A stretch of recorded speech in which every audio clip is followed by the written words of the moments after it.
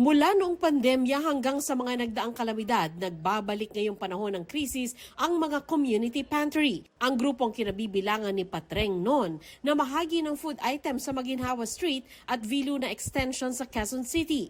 Bigas, itlog, suka, toyo at iba pa para sa mga tricycle driver.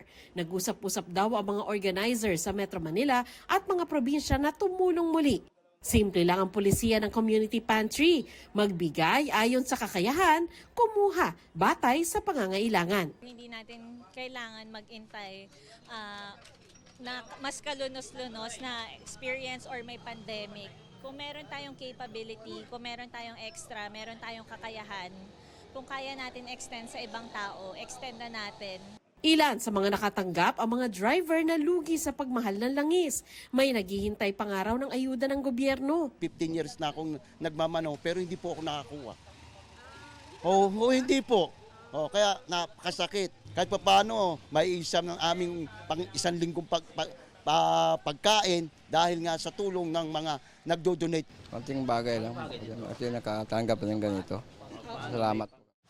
Itinaon ngayong linggo ng palaspas ang community pantry sa Resurrection Chapel sa Sampaloc, Maynila. Ideya raw ito ng 10 taong gulang na si Levi Jordan Tolentino na nag-donate ng napanalunan niya mula sa gymnastics competition sa Singapore. Because I love God. I saw people on the street that are hungry and the food prices are getting higher in the grocery store. Kung gagawin po natin siya sa bawat linggo, ngayong Kwaresma, madami po tayong matutulungan na tao. Dahil kung ano man ang in-offer natin kay Lord, si Lord magmumultiply.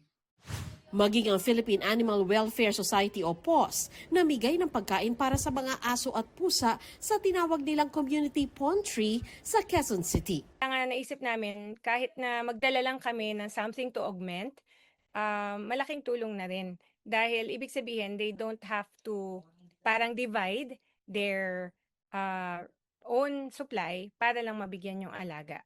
Bukas ang mga community pantry sa lahat ng gustong tumulong. Para sa GMA Integrated News, Sandra Aguinaldo, Nakatutok, 24 Oras.